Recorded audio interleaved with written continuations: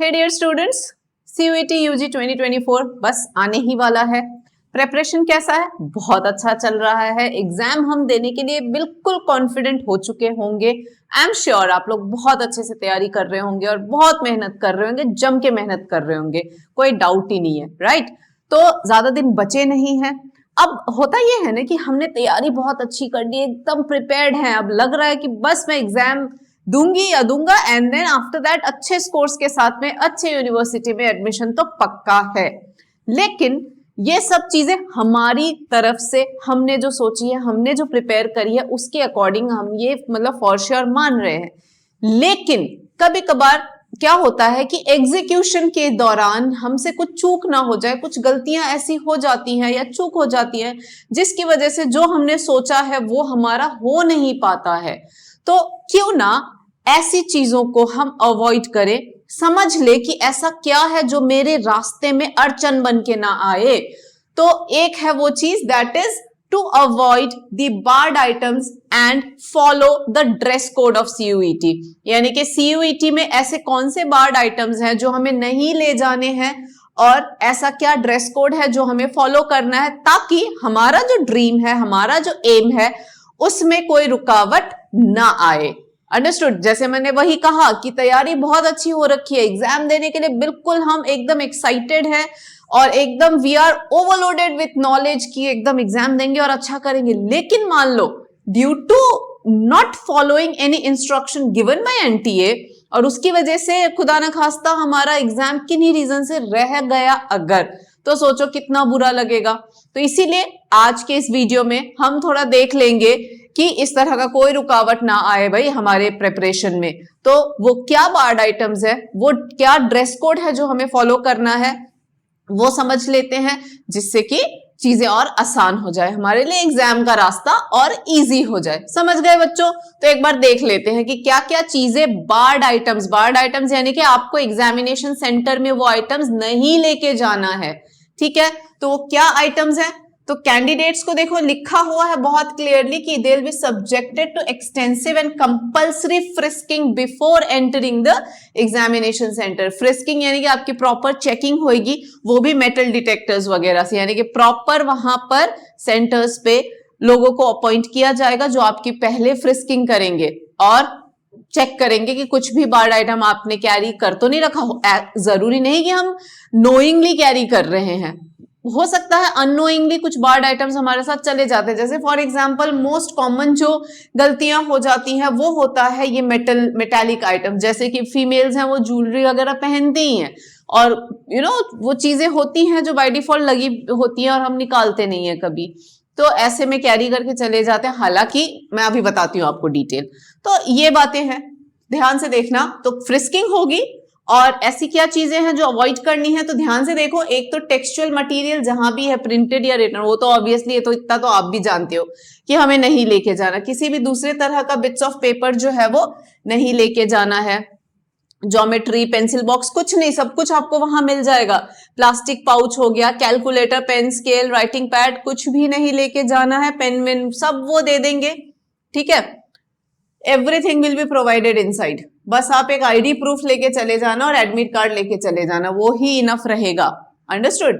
और writing pad, pen drive, eraser, obviously ये सब कुछ भी स्टेशनरी तो बिल्कुल ही नहीं लेके जाना और ना ही कोई इलेक्ट्रॉनिक गैजेट लेके जाना है, ठीक है।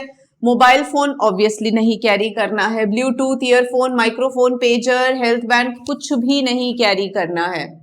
अच्छा, दूसरे आइटम जैसे कि वॉलेट हो गया, गॉगल्स हो गया, हैंडबैग्स, बेल्ट, कैप, कुछ भी नहीं।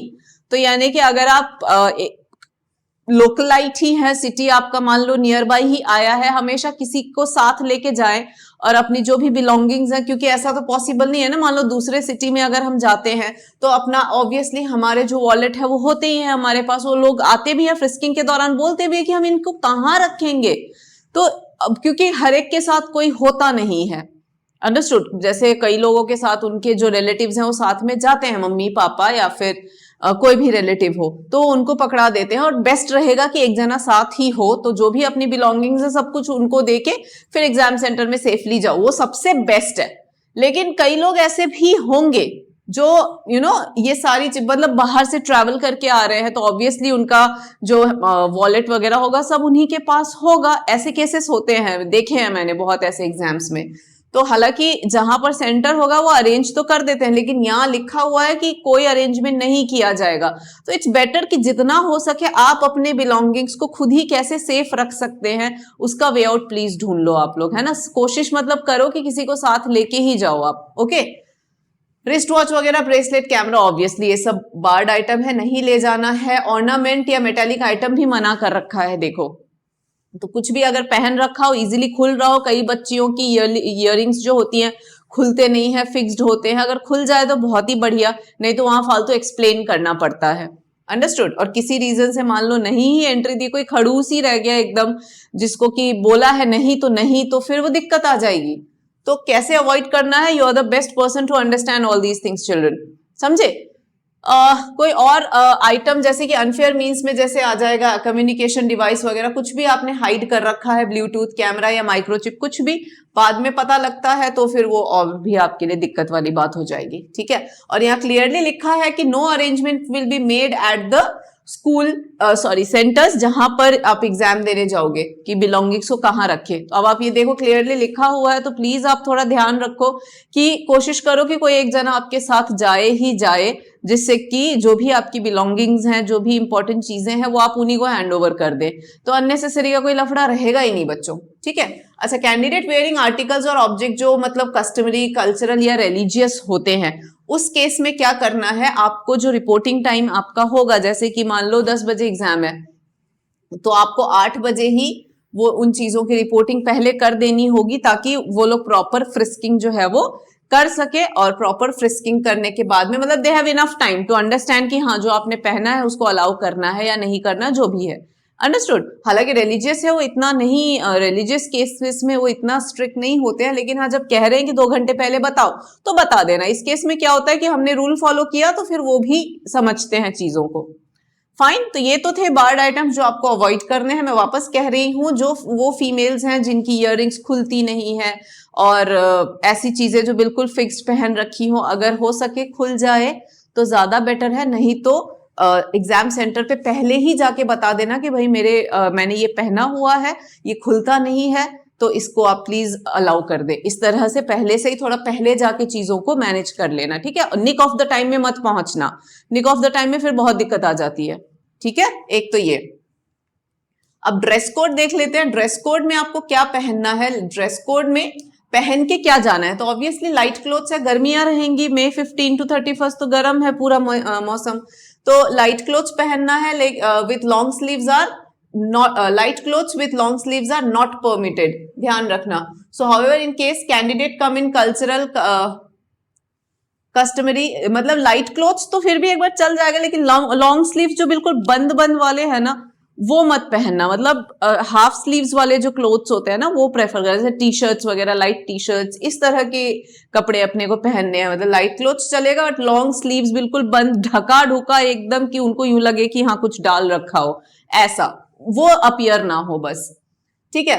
Candidates come in cultural customer examination they should be report, वही है 1 घंटा पहले। मतलब अगर कुछ रिलीजियस कपड़े ऐसा कुछ पहन रखा हो तो 1-1.5 घंटा पहले जाके बता दो कि हमने ये पहना हुआ है, ताकि इनफ टाइम रहे फ्रिस्किंग के लिए। स्लीपर्स या sandals with low heels allowed है, शूज परमिटेड नहीं है। ठीक है। और ये कह रहे हैं कि कोई भी अनअवॉइडेबल या मेडिकल केस के कारण ये डेविएशन अगर होता है तो एनटीए को पहले से बता के रखो, एडमिट कार्ड रिलीज से पहले, कि हाँ हमारी ये इश्यूज है तो हमें ये अलाउ किया जाए। तो फिर वो एडमिट कार्ड में लिखा हुआ आ जाएगा, तो वहां कोई दिक्कत ही नहीं आएगी। अंडरस्टूड। तो ध्यान रखना क्या क्या पहनना है। लाइट क्लोथ्स पहनने हैं, ओके, स्लीपर्स या सैंडल्स पहनने हैं, लेकिन light clothes with long sleeves वो अवॉइड करना। मतलब फुल स्लीव्स या बिल्कुल फुल ढका ढका यहां तक एकदम ढक रहा हो, ऐसे कपड़े मत पहना। हल्का फुल्का जो नॉर्मल कैजुअल वेयर होता है ना, वो पहन के जाना है। कुल मिला के मुझे इतना कहना है। तो ये ड्रेस कोड हो गया। स्लीपर सैंडल सिंपल वाले पहनना, एकदम तड़क भड़क जूते ये तो बिल्कुल ही नहीं। तो बहुत क्लियरली ये सब चीजें लिखी हुई हैं, तो आपको भी वही फॉलो करना है। मैंने आपको बार बार कह रही हूँ कि तैयारी बहुत अच्छी, सब कुछ बहुत अच्छा, लेकिन इन कारणों की वजह से कहीं अगर रह गए तो फिर दिक्कत आ जाएगी। तो इसीलिए इनको अच्छे से मैंने आपको समझा दिया है। Follow this so that your examination becomes all the more smooth. जो रास्ता है एग्जामिनेशन का वो और आपके लिए स्मूथ हो जाएगा अगर हम ये छोटी छोटी चीजें जो एनटीए कह रहा है हम सब चीजें फॉलो कर ले ढंग से। तो so this was a video on what barred items should we avoid and what dress code should we follow. ठीक है, ऐसे ही न्यू अपडेट्स और जो भी चीजें आती हैं मैं सब लेके आती रहूंगी। देखते रहिए और बने रहिए हमारे साथ। Thank you children.